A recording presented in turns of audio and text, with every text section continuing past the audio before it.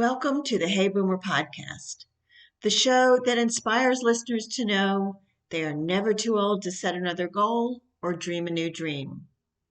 Each week we have extraordinary guests, thought leaders, and active, engaged people who share their insights with us.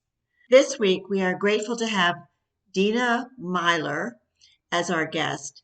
Deanna has a website called An Everyday Vegan. She is the executive director for the Peace Advocacy Network, and Deanna is on a mission to make lives healthier one meal at a time. We talked about a variety of topics, about what veganism means, about answering questions about how to do it easily, the impacts on the environment, lots of interaction with the audience. It was a great show, and I am sure you will enjoy it. Hello, Hey Boomer listeners. I hope you all are having a good Monday. I know some of you are dealing with the snow in the Northeast.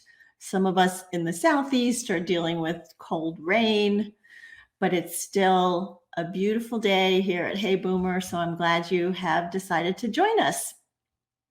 Do you remember last week when we spoke with Dr. Thelma Reese and we talked about stereotyping, the stereotyping that happens when we put people into age categories?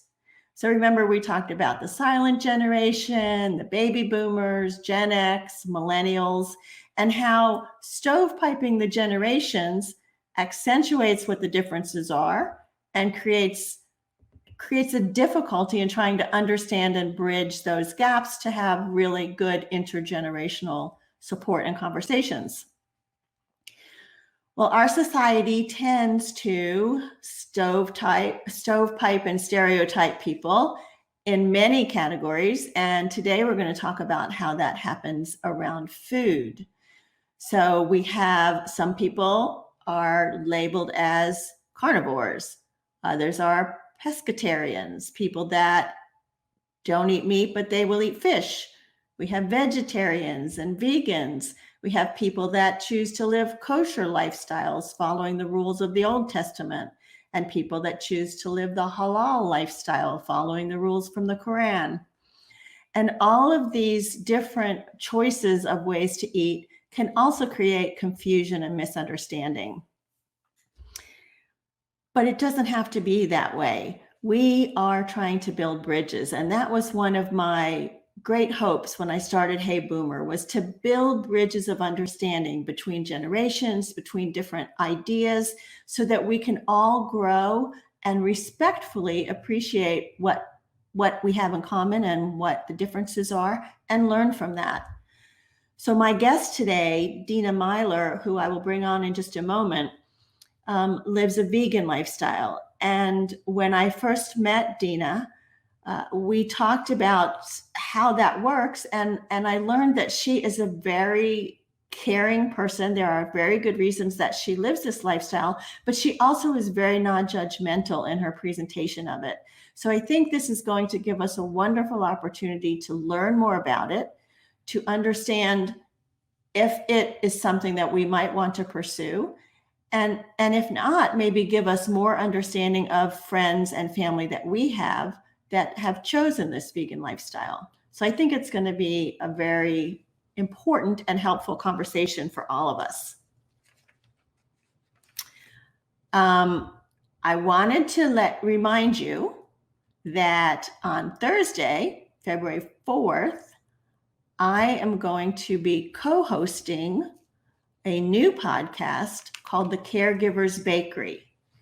CJ Golden, who was a guest of mine, and I will be presenting this podcast. And on the 4th, it's what we're calling a soft opening, right? Just like any restaurant or bakery, before you're ready to open the doors to everybody, this will be our practice run, and an opportunity to tell you our stories and why the Caregiver's Bakery is going to be a place to get nurturing, to share recipes, to get understanding as a caregiver about some of the feelings that you're feeling and how to take care of yourself.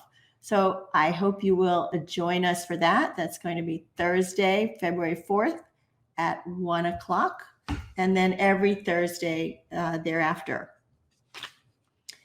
Don't forget that Hey Boomer is now also available on all your major podcast channels, Apple Podcasts, Spotify, Google Podcast, all of the major ones. And so if you're not able to listen to us live, or if you have friends, particularly that you know would benefit from this conversation, please go ahead and share this, this recording, or share the podcasts with them. All they have to do is look for Hey Boomer, and they will find our podcast.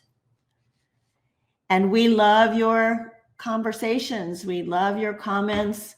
We're already getting great comments. Ken says it's blizzarding in central Massachusetts, and that we always rank differences, right, Ken? Which is better, worse, healthy, unhealthy, holy, unholy, right? So we are going to talk about all of the good things that Deanna has to tell us about living a vegan lifestyle. And we are going to learn and ask her questions. Hi, Deanna.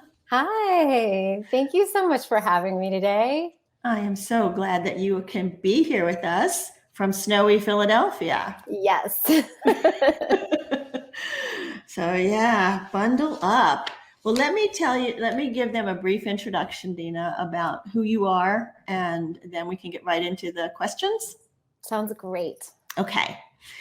So Deanna Meyler has been vegan since 1998.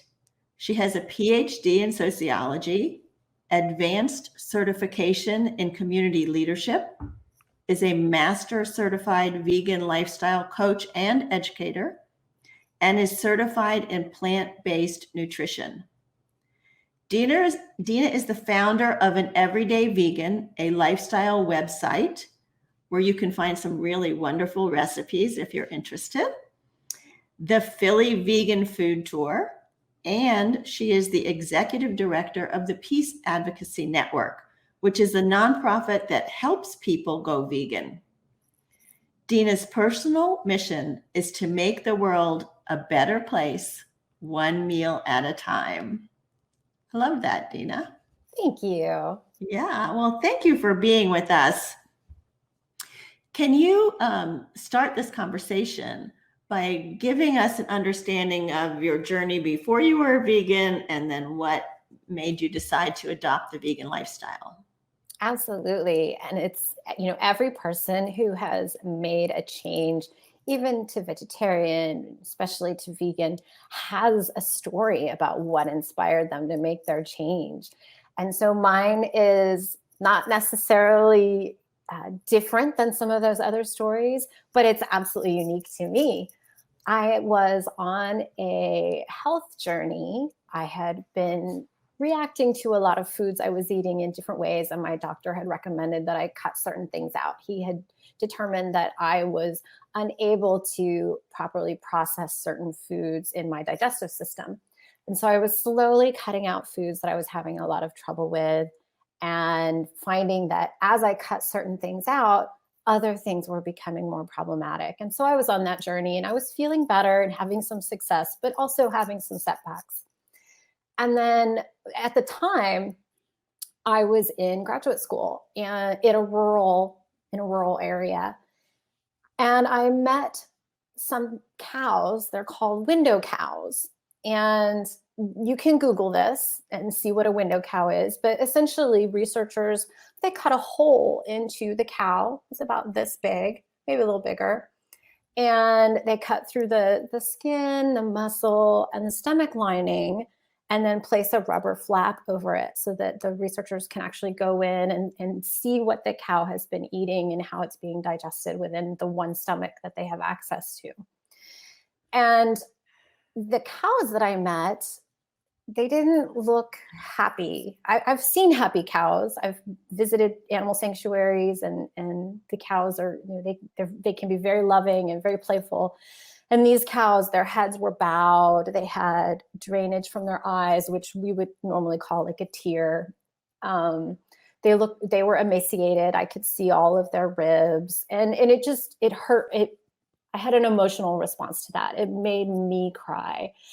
And upon thinking about it and processing it, knowing that I was already on this journey to cut out a lot of foods, I decided that I could no longer contribute to what was encouraging this kind of treatment to these cows, and decided to go fully vegan. And that was in 1998. I cut out all animal products from my diet, from my wardrobe, from my personal care products. Anytime I am aware or can change something to be more compassionate, that's what I choose. Wow. Yeah, that sounds like a pretty awful visual, something that could have that kind of impact on you. So it started as you weren't feeling well, and then it went to cutting out all meat products. Okay, so how difficult was that to cut out all meat products? Well, like I said, I had already been on the journey. So I had already cut out several things. I wasn't eating beef or cow in any way. I wasn't eating any pig meat. I had completely stopped eating any kind of dairy, as it had always been a big culprit in my health. And so there really wasn't much left at that point. And it really was a journey for me, right? I would set little goals for myself before making the complete decision. Before having decided to go vegan, I knew that there were certain foods in my diet that were going to be hard to give up, dairy being one of them. And that's a common response that folks have to thinking about if they want to become vegan or eat a vegan diet. And so I set little goals. I said, okay, I eat dairy with every meal. How about I go to just once a day and see how that goes? And so I did that for a little while, and I was like, okay, I'm used to this. Now, let me see if I can push myself to once every other day. And it just kept building and building. And what I found is the more that I increased the time, because it was already making me sick, but the more time I gave between each eating moment, I got even more sick. And after okay, I'll try this once every couple weeks marker, I was like, I can't eat anymore. It makes me feel so sick. And so again, that was just my journey for it. A lot of people, they're able to go cold turkey, and I think that's pretty amazing, but I definitely did it more slowly. And then by the time I was ready to go completely vegan, because I'd met these cows, the dairy, which can be a big issue for a lot of people, wasn't an issue for me at that moment. And so it was really easy for me to just be like, okay, these last couple of things I've been eating, I don't need these anymore. Yeah, because I guess the longer time lapse you had in between, the more you could recognize the negative impact it was having on your system. Exactly. Okay, so some people are curious. I get it. We don't eat meat because you don't want to hurt the animals. And I feel sad when I see the chicken trucks coming by with all of those chickens loaded in there. But eggs and dairy, I mean, that doesn't hurt the animal, does it? To take the milk and to take the eggs? So let's think about it in a couple of different ways. If we thought of a traditional farm where chickens are doing their own thing and they lay a couple eggs, that wouldn't necessarily be harmful to them, right? The original fowl that chickens have come from, they'd lay maybe 25 eggs a year. So maybe a couple a month. We have, through selective breeding, created chickens that lay at least an egg a day, if not more. Mm-hmm. And so that selective breeding process has created a scenario in which their bodies aren't really prepared to give that many eggs that quickly. So it is actually a bit painful for many of them. Their reproductive system has a lot of negative consequences. On top of that, when we think about chickens, when we do fertilize the eggs and we encourage the chicks to hatch from the eggs, about half of those chicks are boy chicks. And we don't have any use for those roosters, right? They don't lay eggs, they're not useful, and we don't fertilize most of the eggs that we sell for food. And so farmers have to do something with all of those roosters. So the day that they're born, when they're tiny little cute, sweet, fuzzy little yellow chickens, little chicks going beep, beep, beep, beep, beep, they have to do something with all those boys. And I'll be honest, they kill them because we can't have that many boy chickens just in the world. There's no way that we can, we eat so many eggs in this world right now that we couldn't handle all the boys just growing up. So that's an issue with chickens. So anytime, even when you see backyard farmers that's, they're saying, I love my chickens. I don't doubt that at all. I give them a good life. I don't doubt that at all. But what happened to the boys is the one thing that runs in my mind. What happened to the boys? And of course, when we think about our modern animal agriculture system, the way that they treat chickens in general for eggs is not something most of us want to dig into. It's not pleasant for them. They cut off their beaks. They often cut off their toes, so they can't hurt one another while they're cramped into small spaces. And it's dark in there, and they restrict their food and their water to try to get them to lay more eggs. And they restrict their daylight to get them to lay more eggs. And it's just not an industry most of us really want to dig into. So that's one thing to think about with eggs. And when we think about dairy and milk that comes from cows, it's very similar. Cows, just like humans and every other animal, they make milk to help their babies grow, and that's what it's for. And so again, through genetic, through specialized breeding, we have created cows that will create more milk than they would have had they been left to their own devices.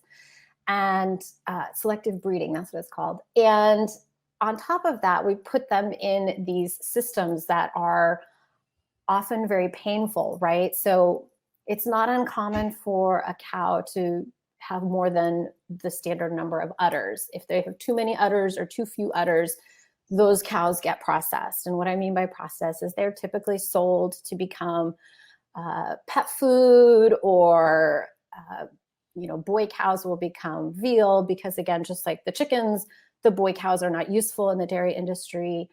And it's again, something that many of us aren't jumping to get to learn more about, right? It's something we typically don't talk about. So then if the milk cow has the right number of udders, she will get put into the system where she's artificially inseminated. So this is not natural breeding. And she will be bred to create milk, because of course we don't make milk unless we're pregnant. So they'll get her pregnant, she'll create milk. As soon as the baby is born, max 48 hours, that baby is taken away from its mother, fed by a bottle of a formula that's often made from blood. So it's the extra that comes from the slaughter, the blood. And the mom then gives milk to the processing for humans.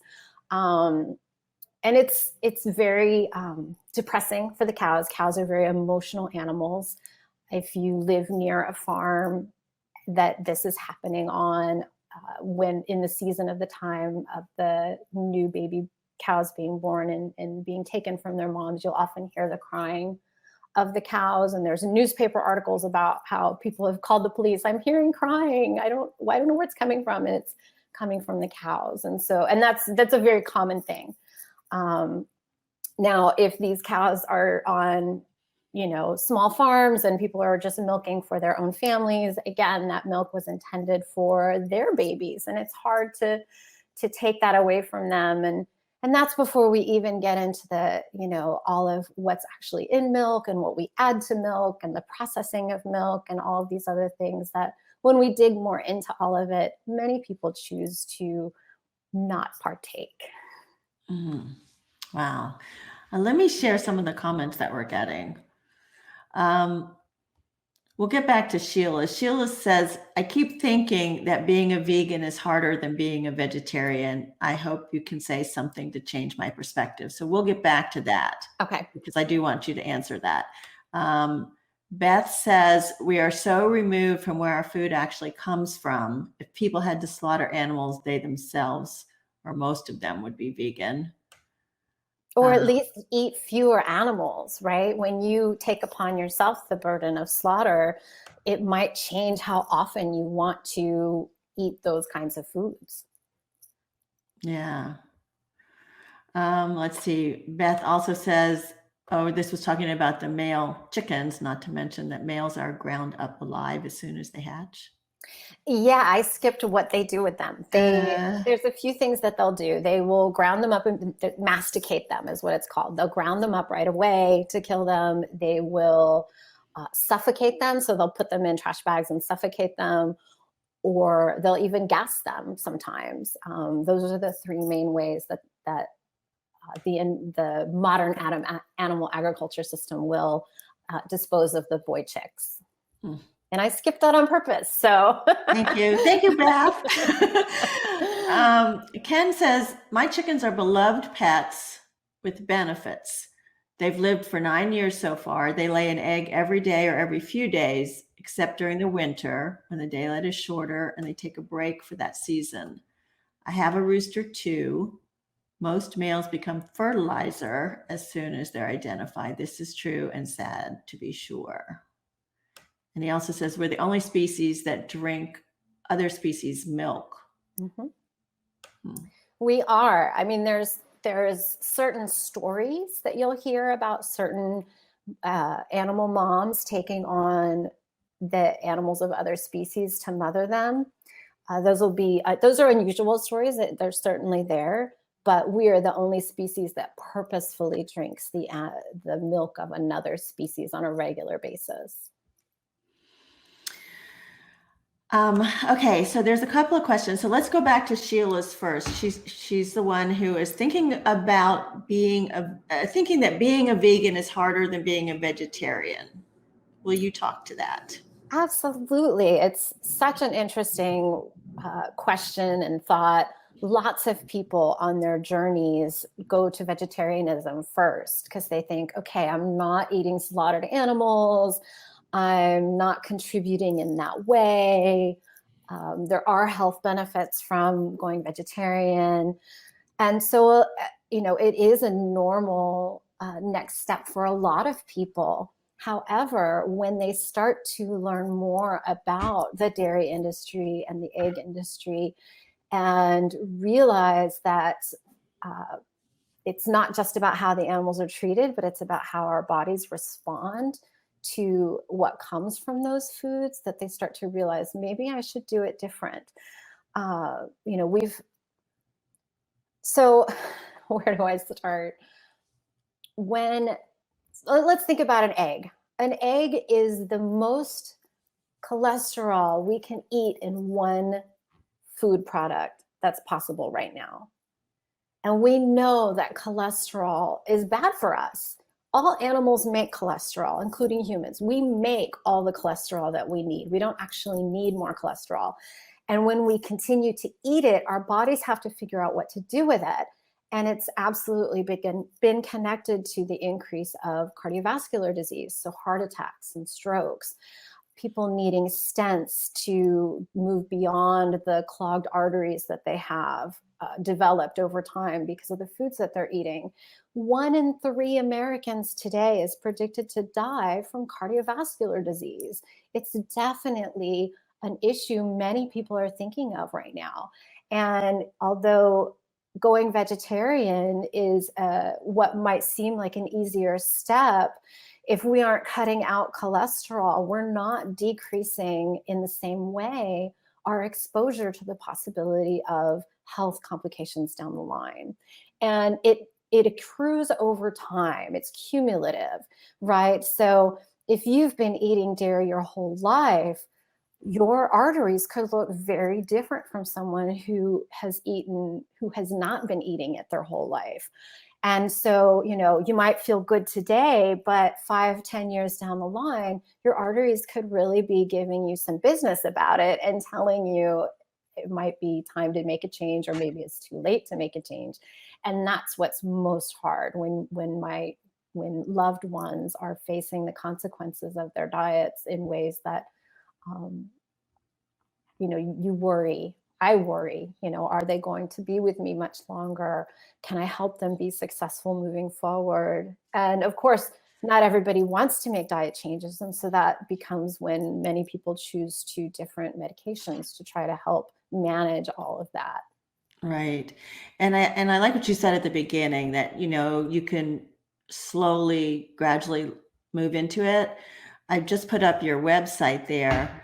Dina's website has lots and lots and lots of recipes and tips for eating out and things like that. So, if it's something you think you might want to explore, try a couple of the vegan recipes. And in fact, we were talking before we came on the air, and we eat vegan without even realizing it sometimes. This morning I had oatmeal with blueberries, pecans, and coconut, no milk. And she goes, yeah, that was vegan. That was easy and delicious. So, there are ways to start to incorporate it, and then decide whether it makes sense for you to do everything. But an everydayvegan.com is really an easy site to look at and navigate. Thank you. That's my goal. My whole point is that I'm just a regular person in the world and I happen to be vegan. So let's, share that idea that you don't have to go and buy a bunch of weird ingredients or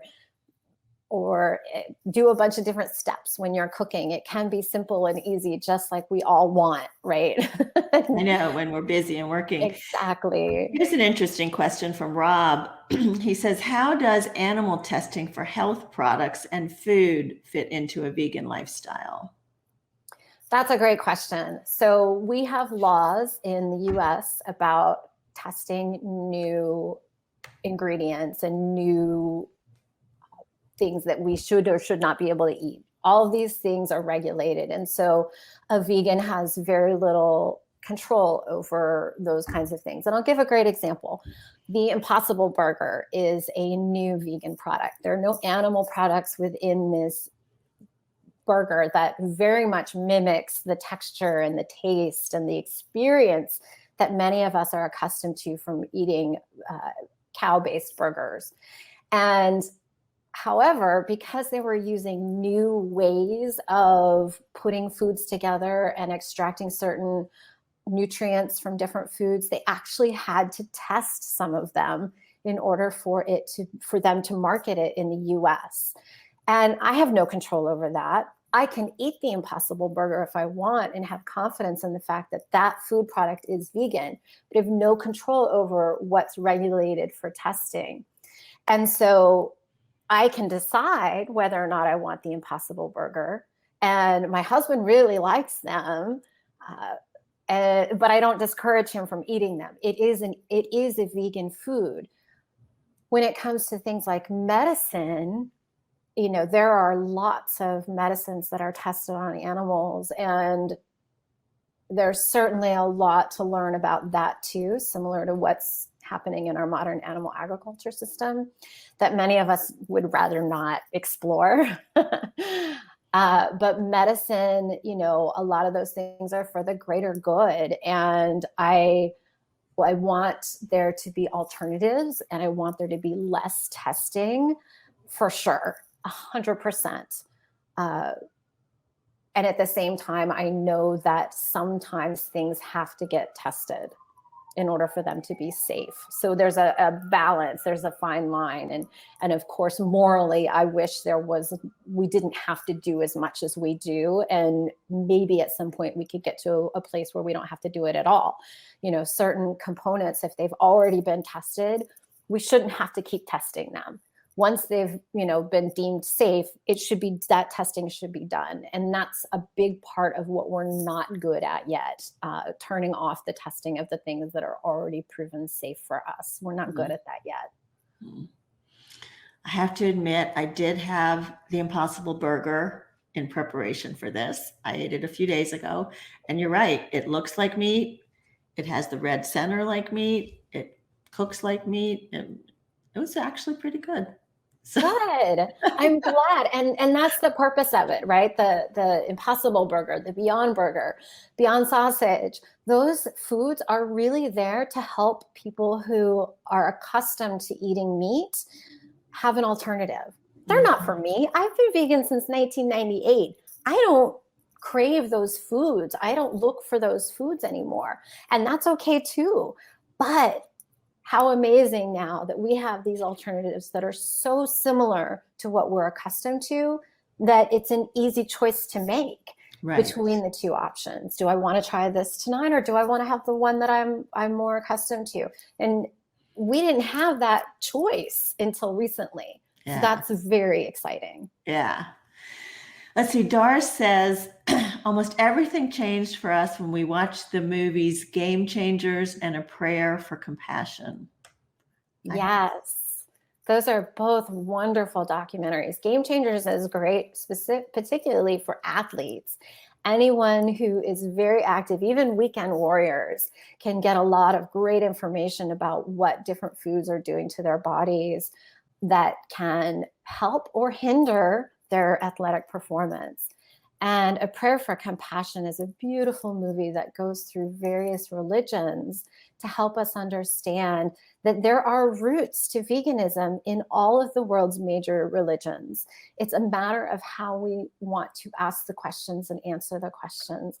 And so for every religion, there are people that are following a vegan lifestyle and a vegan diet, no matter what their teachings are that they're following religiously. Both are very recent documentaries, and they're both wonderful. Yeah, I'll have to look for that. So a question that I have is about protein, right? So meat has a lot of protein, and I understand that some beans have a lot of protein. But the question I have is, how do you know that you're getting enough protein when you've cut out all meat? This is such a fun question because there's a lot of great ways to answer it. The first part of that is, let's think about protein in the US. How many people do you know that are protein deficient? Most of us don't know anybody. Only about 3% of Americans are protein deficient, and it's typically because they've got some other underlying issue happening. Like maybe they're struggling with food in general, and so they're not getting enough of everything. It's not just protein, it's carbohydrates, it's fats, all the macronutrients. Some people have an underlying medical issue that's making it very hard for them to pull nutrients from the foods that they're eating or to eat at all. That's the 3% of Americans that are struggling to get enough protein. On the other hand, only 3% of Americans eat enough fiber. Fiber, we don't talk about fiber. And when we don't eat enough fiber, we get constipated and hemorrhoids and other gastrointestinal discomfort. But we aren't talking about that one. We definitely need to be increasing our fiber intake as Americans.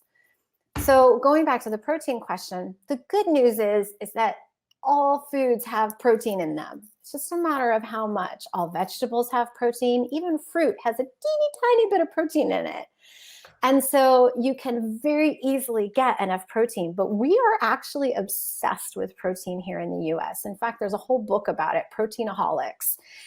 And Proteinaholics. Yeah, because we're just so obsessed with it. When people look into the US and see how much we talk about protein, they think we must be protein deficient because it's such a big part of our conversation.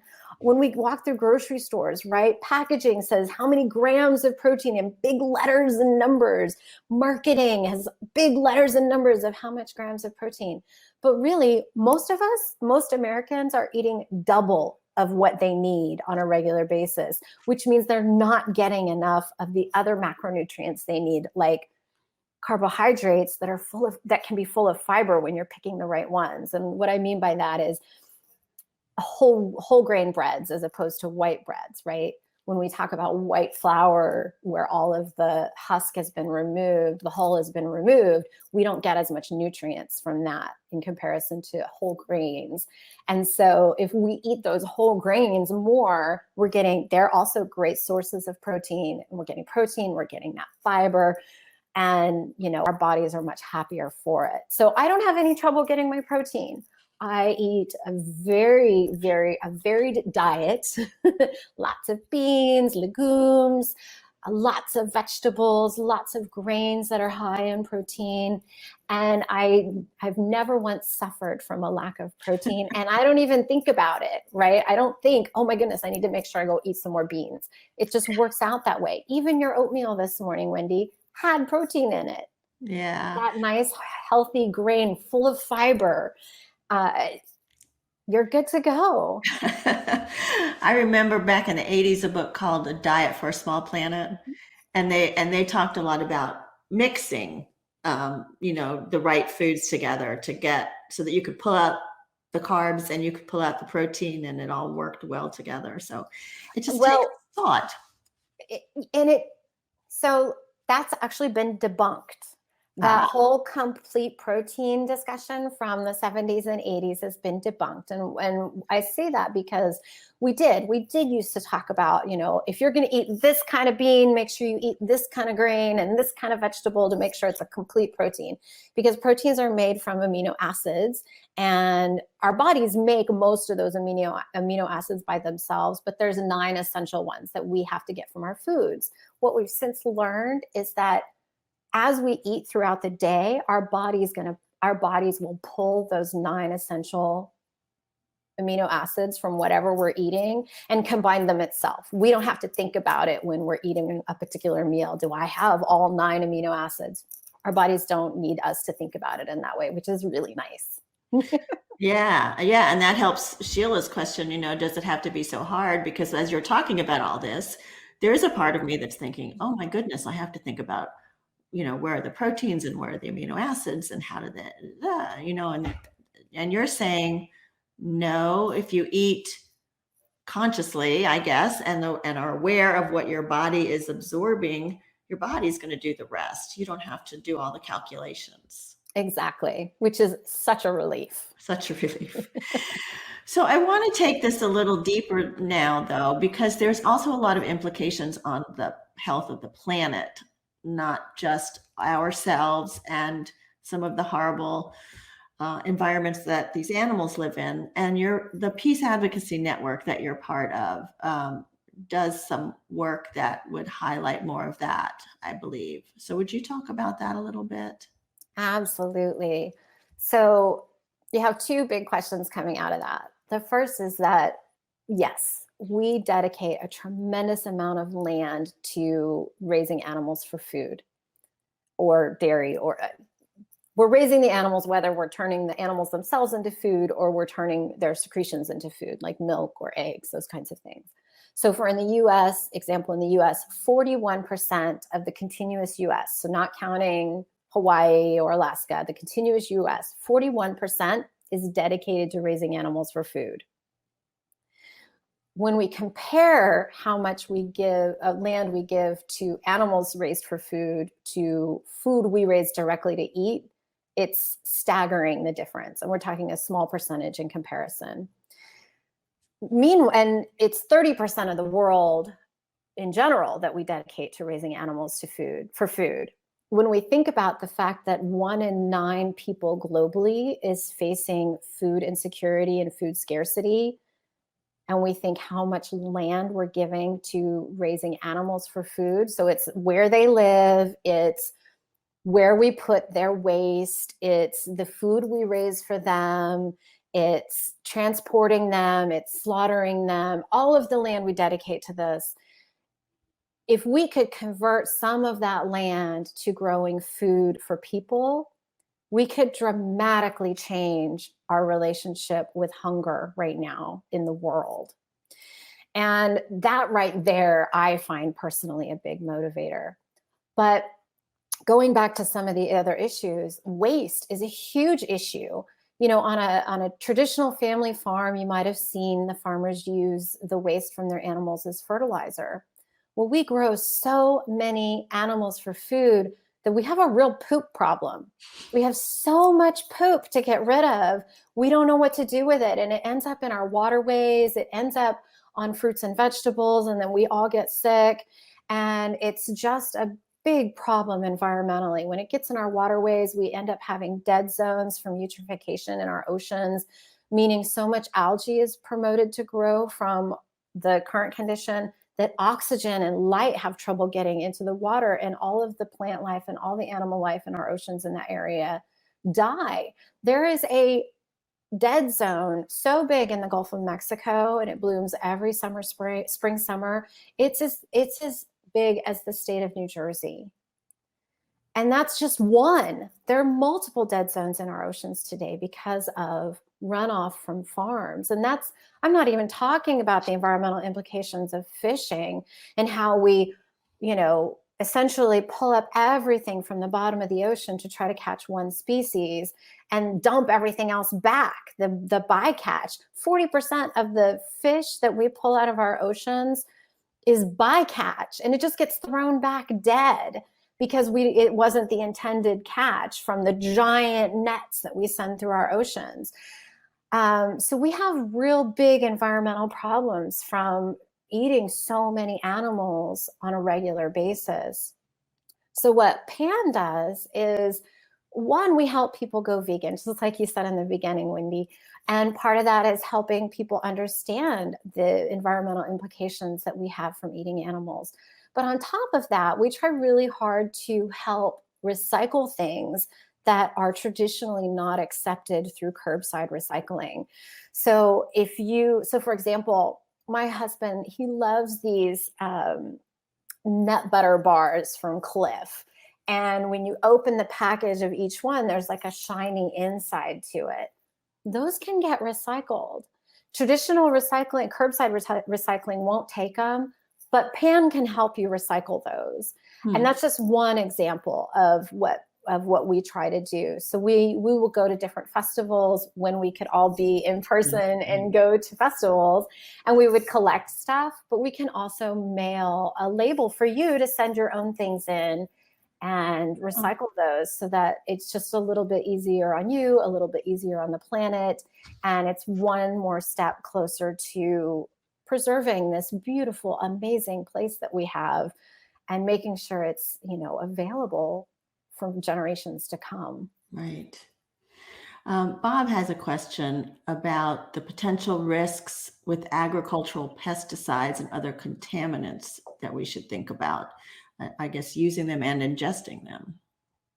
Yeah. So, there's been a big debate for a long time. Should we be eating organic? Should we not be eating organic? Yes, we use tons and tons and tons of pesticides on our food and on the food that we grow for animals. So, if animals are eating the food and then we're eating the animals, we're obviously getting an even more concentrated amount of pesticides, herbicides, these kinds of things in our meat and dairy if we're eating those things and they're not organic.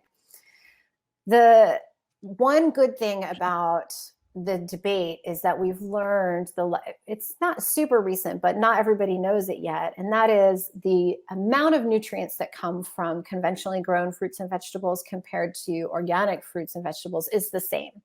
So if you are experiencing financial constraints that make it such that you have to be thoughtful about which foods you get that are organic, know that you're getting the healthy nutrients you need from the vegetables and the fruits that you're buying, no matter if they're conventional or not.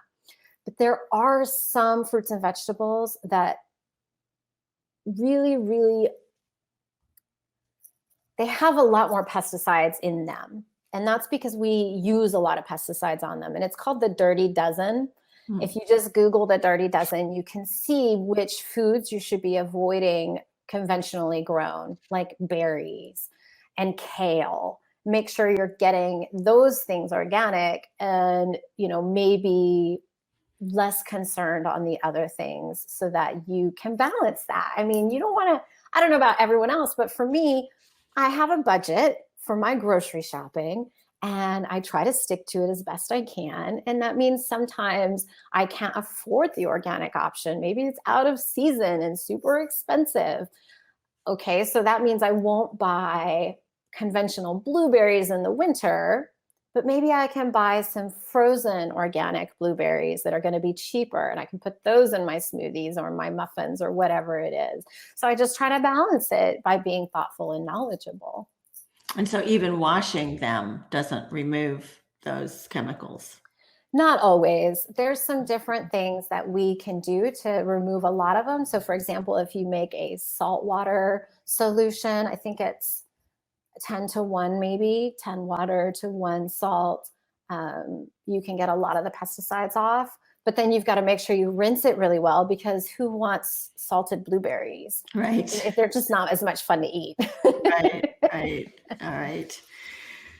There's a zillion questions and comments. Real quick, Lourdes would like to get information on how to recycle those granola packages. And is that just to go to the Peace Advocacy Network and she find it there? Yeah, just go to peaceadvocacynetwork.org. We have in our headers, there's one about recycling, and you can learn more about how we can help you recycle things that are harder to recycle. Yeah.